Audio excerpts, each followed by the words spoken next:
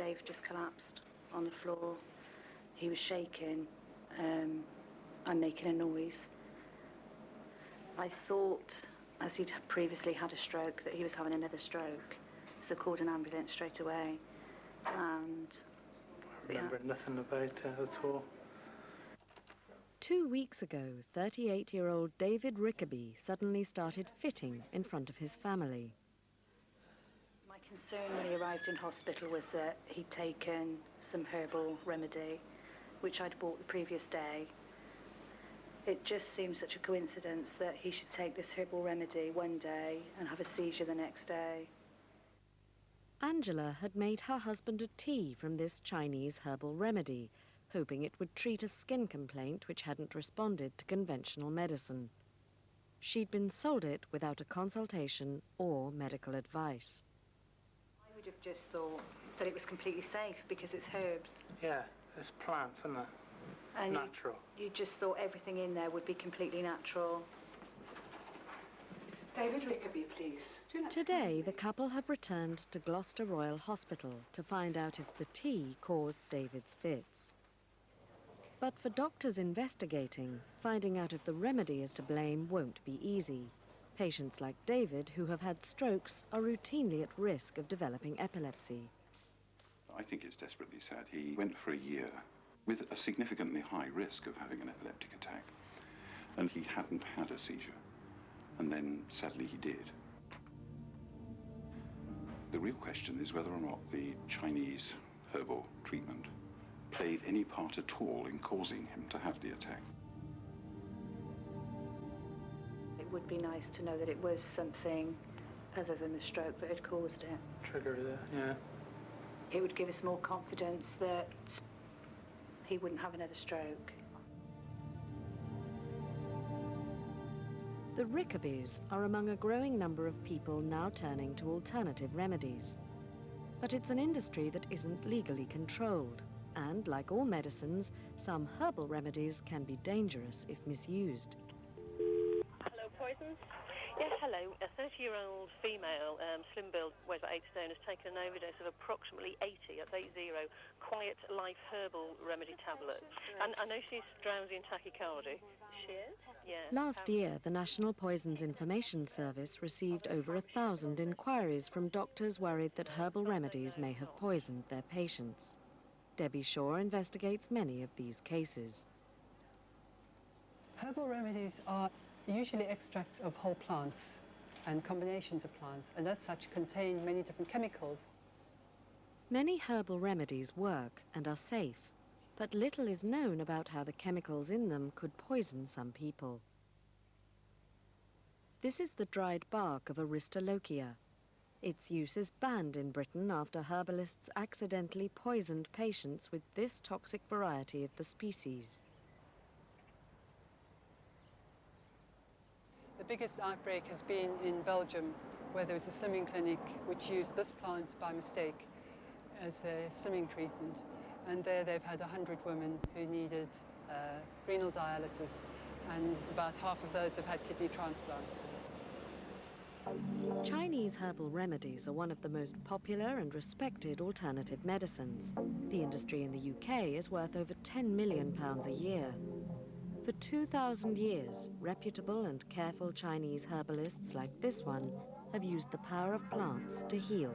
Some are combined into formulas and boiled to make tea. The Chinese use over 7,000 medicinal plants. And to identify unknown specimens, the unit often turns to the Royal Botanic Gardens at Kew.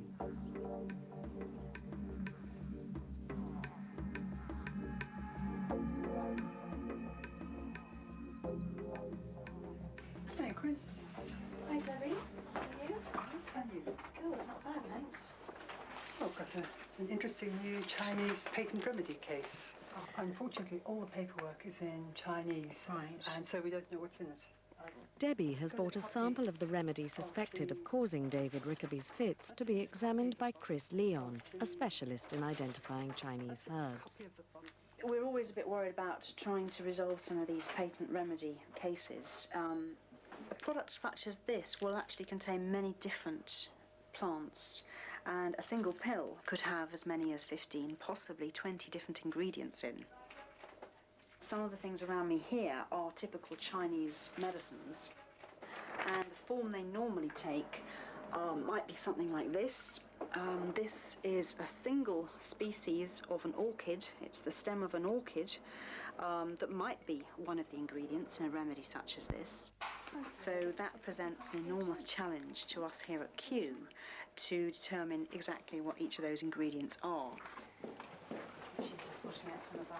The identification unit is part funded by a charitable foundation. It also works closely with Chinese specialists in plant chemistry. Zhen, hello. How are you doing? Yeah. Debbie's come along with a rather interesting remedy here, and I'm just wondering if you can help us. Does that look at all familiar to you? Yes, I have seen this. Oh, good. This is a formula of Qingdai.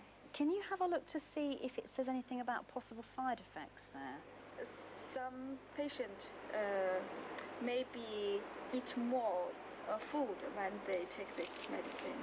What do they say it's used for? It's used to reduce body heat and toxic things, and it can... Debbie recognizes most of the herbs, which are often used safely to treat skin complaints. But the leaflet doesn't mention any risk to people who've had a stroke. In Gloucester, doctors are taking a different approach in trying to work out what hospitalized David Rickaby for 5 days. We've run several tests, including a brain scan, so that we could look at the anatomy of his brain, and an EEG, which is designed to show us the physiology of his brain. That's to say, basically, how the brain is working in terms of the electricity in the brain. These will show us if there's any area in the brain that's damaged and any area that could be regarded as significant as a possible source for the fit that he had.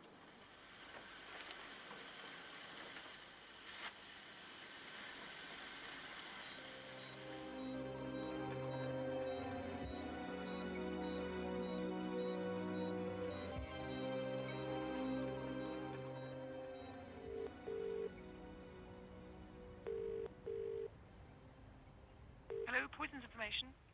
Hello there, I wonder if you can help me. We're dealing with an incident where somebody has eaten some toxic plant. Oh, the name of the plant? Hemlock, apparently. I mean, hemlock water droplet is extremely poisonous. It can cause convulsions and it can cause cardiac and respiratory arrest. This is one of the 10,000 calls a year the unit receives about people poisoned by plants native to Britain. People just think that flowers are there to be cut and put in a vase and admired, or they're there for a food staple, and they don't see them as a being themselves that have evolved on this planet to protect themselves through mechanical means, say spines. Or it could be a chemical that is actually so powerful it will affect humans as well. Some British flora and fauna are extremely toxic, as Brian and Sheila Reekie discovered last year. They were walking their dogs near their home in Worthing, East Sussex, when they noticed some berries.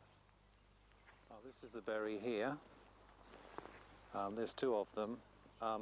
They're green at the moment, but when we picked them, they were black.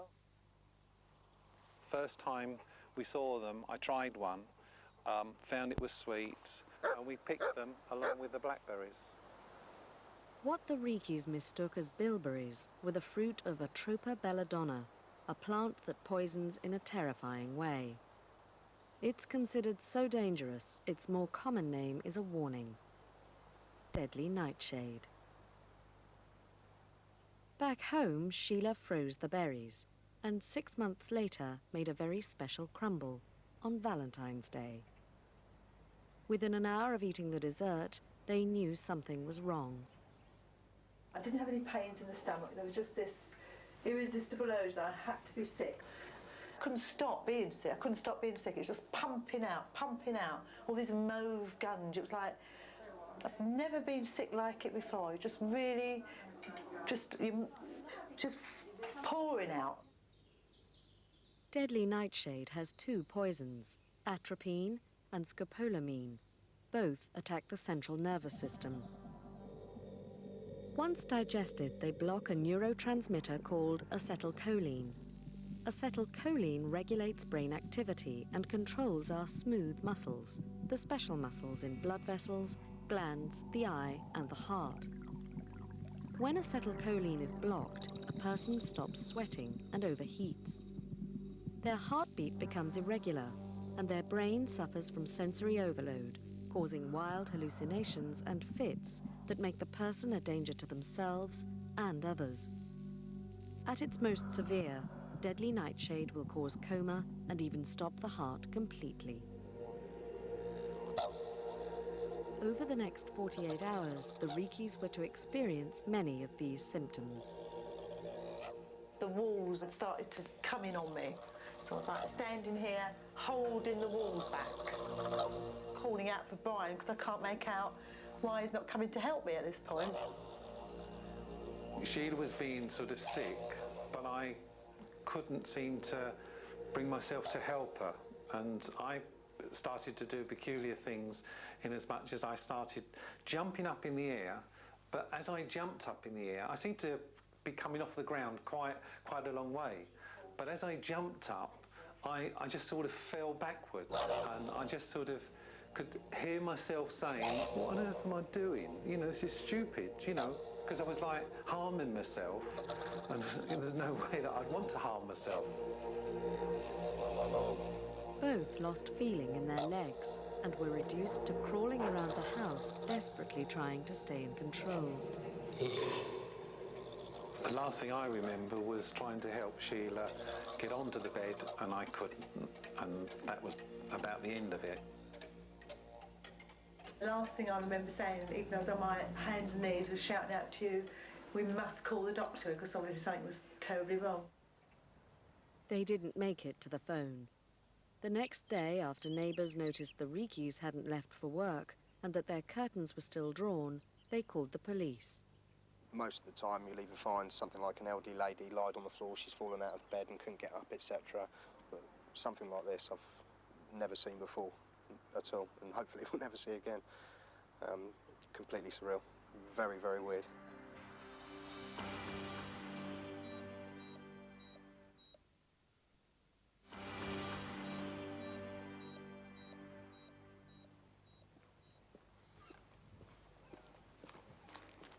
The police arrived at the Rikis' house over 10 hours after they had eaten the crumble.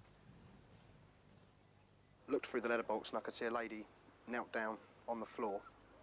It looked like she had congealed blood coming from around her mouth, or some form of dark-coloured resin. She started talking and everything was complete gibberish. You couldn't understand what she was saying. Her head was shaking, it was like that just all the time, constantly. And then when she'd get wound up, she'd get louder, start screaming, banging walls. The house was completely vandalised and the front door was locked. Thinking it was a domestic violence case, the police broke in through the back, and it was here that they first encountered Brian. He was basically naked, running around the house naked, and he was just frantic, completely manic, walking fast from room to room, not knowing what he was doing. It was like he was frantically looking for something, but wasn't. Banging walls, getting louder and louder, more aggressive. It was basically at that point that we thought, we've got to get an ambulance here straight away because something's not right.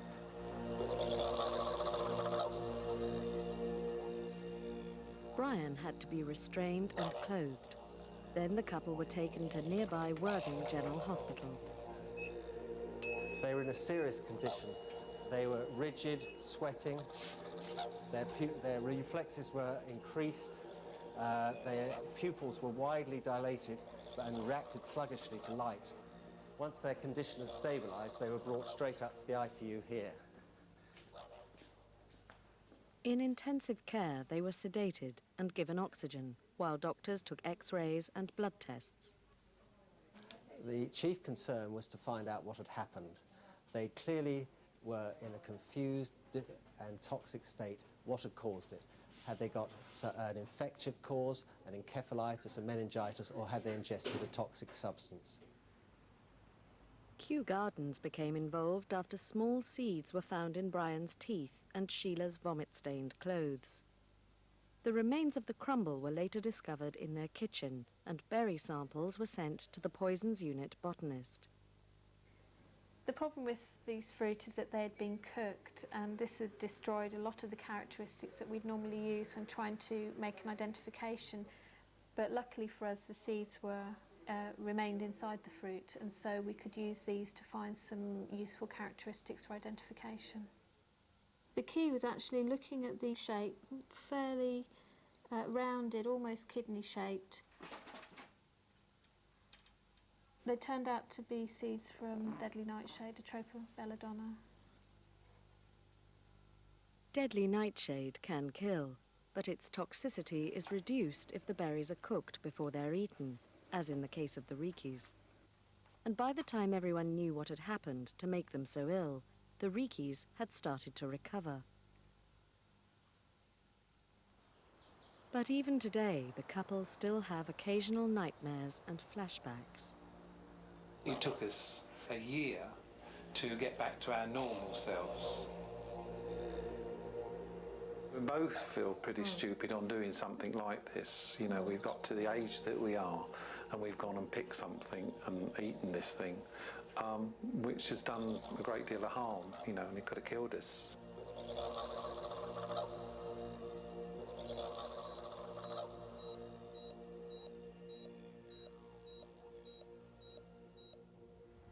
To help doctors identify plants in cases like the Rikis, the unit has compiled a database listing all the toxic plants in Britain. It includes several species that can be confused with edible varieties. Among the most deadly is Conium maculatum, hemlock. That grows along disturbed ground, so ground that has been dug up for, say, housing developments. Its leaves have been mistaken for wild parsley and at times even smoked as cannabis. Conium maculatum causes a specific type of syndrome that causes ascending paralysis. So you sort of die from your feet up. Another is monkshood or aconite. It's grown in many gardens. Very small amounts can cause toxicity. Even breaking it apart with your fingers has been seen to cause feelings of pins and needles to the hands, feelings of weakness, headache. So it's even just toxic by absorption via the skin. The roots of the wild variety of aconite have been wrongly identified as horseradish, yet small amounts of its toxic chemical, aconitum, will kill. With some plants, you don't have to eat them to be poisoned, as Perry Compton discovered after pruning a bush in his garden. Getting ready for bed, noticed a rash, just a small one at first there. Woke up in the morning, the rash was all down my arm, and I noticed blisters on my hands, and it progressively got worse. And they started off that sort of size, yeah? And that sort of size. They just progressed to that. Should be glad to have them, whatever they're going to do to them. Today, Perry has come to Bath's Royal United Hospital to see a doctor who specialises in treating cases like his. Hello, come and sit down, Dr. Lovell. Right. Thank you. Well, the rash you've got is very typical of a rash you get from certain plants. And what happens is there are substances in the plant sap which produce a toxic reaction when you get sunlight as well as contact with the sap. And it tends to cause a kind of chemical burn in the skin. The treatment is simple. Okay, you ready? Okay, going in now. Little leak, as I suggested, as I suck back so it starts to deflate. The plant that poisoned Perry Compton is common. It's known as rue. Rue contains chemicals called psoralins, which bind with proteins in the human skin, making the flesh vulnerable to ultraviolet light. Sometimes the blistering is so severe it requires hospitalization. Rue isn't the only plant that has this effect. So too can celery if eaten in large quantities, and the leaves of parsnip. It's called phytophotodermatitis. That's dermatitis, skin swelling, that's activated by the sun, and phyto means plant. But the phototoxic plant that causes the most serious burns is giant hogweed. It grows along the banks of many of Britain's rivers. The damage is its causes is very severe. It can leave people with quite severe discoloration and deep pigmentation to their skin. But it's quite easy to protect yourself from this because it's only activated by UV light. If you are exposed to this plant, simply covering yourself and then you won't get these effects. It's only in the presence of sunlight that activates this chemical because your skin is sensitized to sun.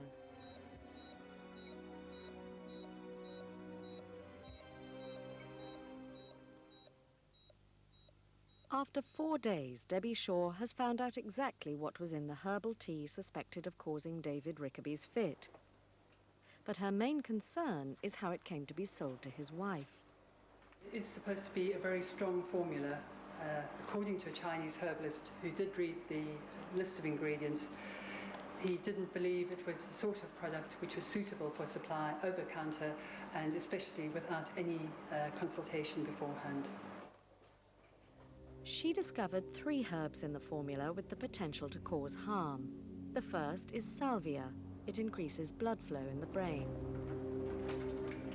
The second is xanthium. In overdose, it can cause seizures. The third herb is Dryopteris. It's a restricted drug in this country. It shouldn't have been prescribed without a full medical examination.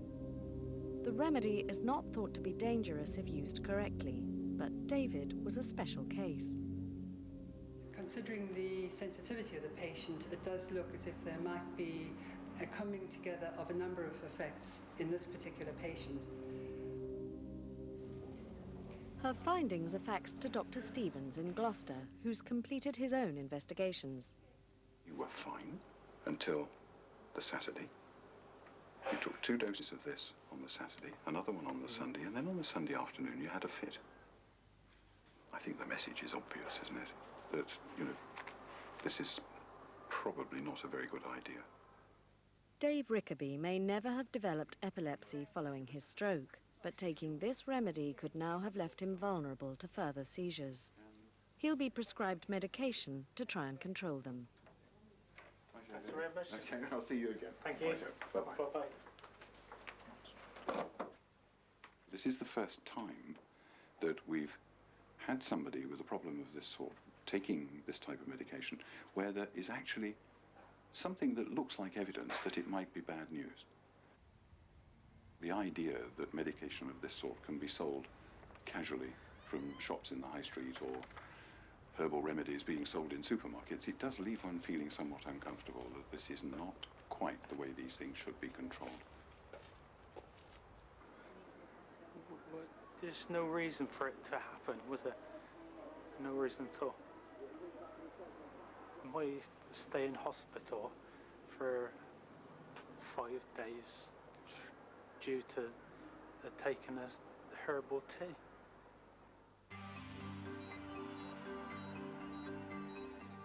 Next week, Poisoned returns to Wednesday nights at 8:30 here on 4.